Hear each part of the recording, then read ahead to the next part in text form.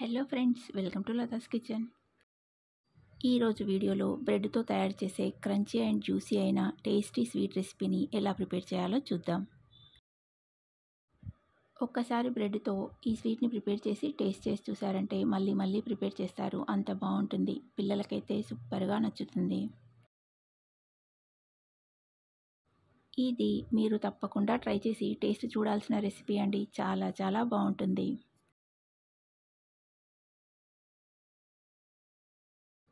చూస్తూనే నోరూరే ఈ bread malai sandwich తింటుంటే పైన లేయర్ క్రిస్పీగా కరకరలాడుతూ లోపల జ్యూసీగా నోట్లో పెట్టగానే ఇట్టే కరిగిపోయేలా ఉంటుంది.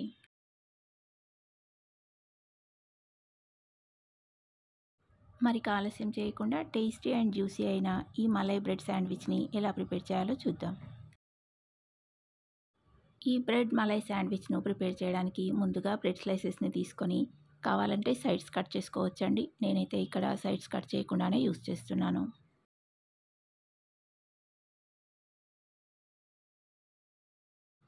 బ్రెడ్ స్లైసెస్ని ఇలా 4 ముక్కల్లా కట్ చేసుకొని తీసుకోవాలి.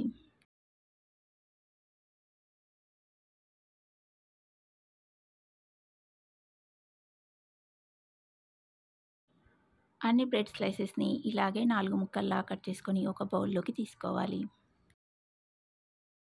ఇప్పుడు డీప్ ఫ్రైకి ఆయిల్ పెట్టుకొని ఆయిల్ వేడెక్కాక కట్ చేసిన బ్రెడ్ ముక్కల్ని వేసి రెండు వైపులా తిప్పుతూ గోల్డెన్ బ్రౌన్ కలర్లోకి మారి క్రిస్పీగా అయ్యేంత వరకు ఫ్రై చేసుకొని ఒక ప్లేట్లోకి తీసుకోవాలి.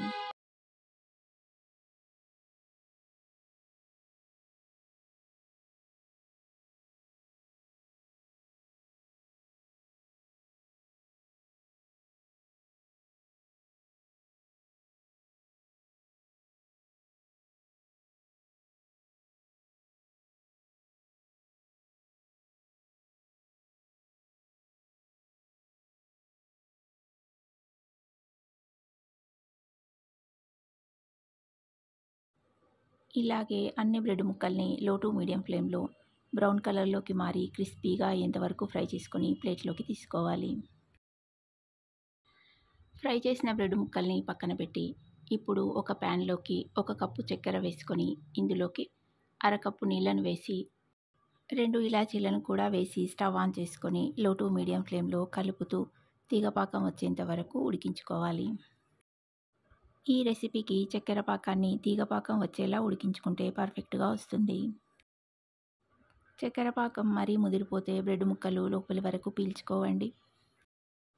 అలా అని మరీ పాకం రాకుండా ముందుగానే స్టవ్ ఆఫ్ చేసుకుంటే బ్రెడ్ ముక్కల్ని వేసినప్పుడు బ్రెడ్ ముక్కలు మెత్తగా అయ్యే ఛాన్స్ ఉంటుంది. తీగపాకం వచ్చాక స్టవ్ ఆఫ్ చేసుకొని పాకం వేడిగా ఉండగానే ఫ్రై చేసి పెట్టిన బ్రెడ్ ముక్కల్ని వేసి రెండు వైపులా తిప్పి పాకం బాగా పట్టాక ఒక ప్లేట్లోకి లేదంటే జల్లెడలోకి తీసుకోవాలి.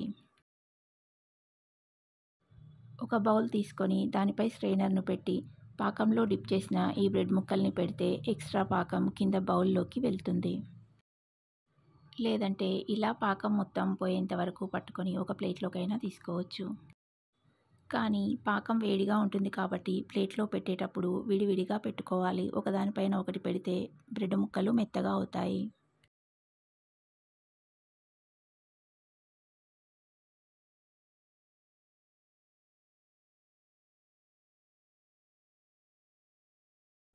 ఇలాగే ఫ్రై చేసి పెట్టిన అన్ని బ్రెడ్ ముక్కల్ని పాకంలో రెండు వైపులా డిప్ చేసి ప్లేట్లోకి తీసుకోవాలి.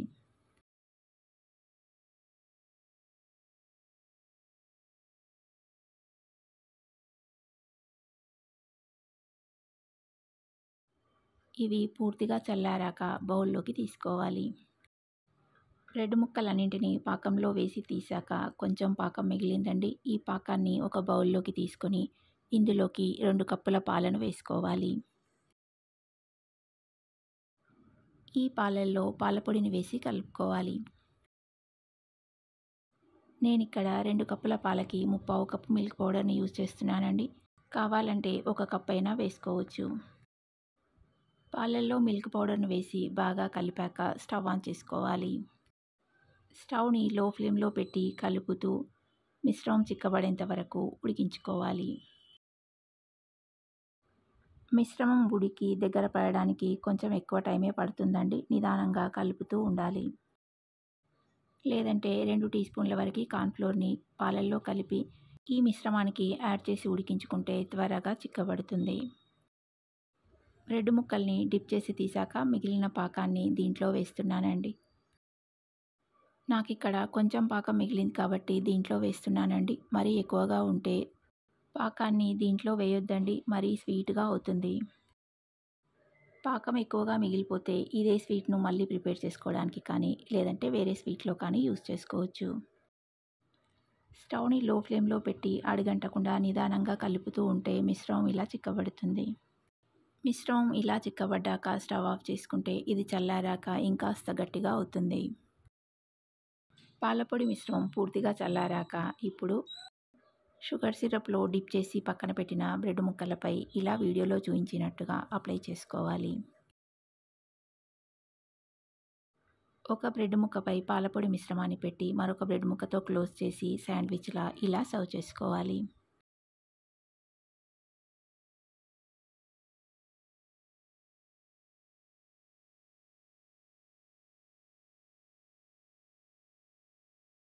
ఇలాగే అన్నింటినీ ప్రిపేర్ చేసుకొని ఒక ప్లేట్‌లోకి తీసుకోవాలి. అంతే, ఎంతో టేస్టీగా కరకరలాడుతూ జ్యూసీగా ఉండే బ్రెడ్ మలై శాండ్విచ్ రెడీ. ఈ బ్రెడ్ మలై శాండ్విచ్‌ని మీరు తప్పకుండా ట్రై చేసి టేస్ట్ చేసి చూడండి. చాలా చాలా బాగుంటుంది. పాకంలో డిప్ చేసిన బ్రెడ్ ముక్కల్ని ఇంకా స్టఫింగ్‌ని సెపరేట్ బౌల్స్‌లో పెట్టుకుని ఎప్పుడు కావాలంటే అప్పుడు ఇలా శాండ్విచ్‌లా ప్రిపేర్ చేసి సర్వ్ చేసుకుంటే బ్రెడ్ ముక్కలు మెత్తబడకుండా కరకరలాడుతూ ఉంటాయి. ఈ రెసిపీ మీకు నచ్చితే లైక్ చేయండి. ఇంకా మీ ఫ్రెండ్స్ అండ్ రిలేటివ్స్‌కి షేర్ చేయండి. మరిన్ని ఇలాంటి టేస్టీ రెసిపీస్ మీ ఫోన్‌కి నోటిఫికేషన్ రావాలంటే లతాస్ కిచెన్ ఛానల్‌ని సబ్స్క్రైబ్ చేసుకొని పక్కనే ఉన్న బెల్ ఐకాన్ని క్లిక్ చేయండి. మరొక ఇంట్రెస్టింగ్ టేస్టీ రెసిపీతో మళ్ళీ కలుద్దాం. Thanks for watching.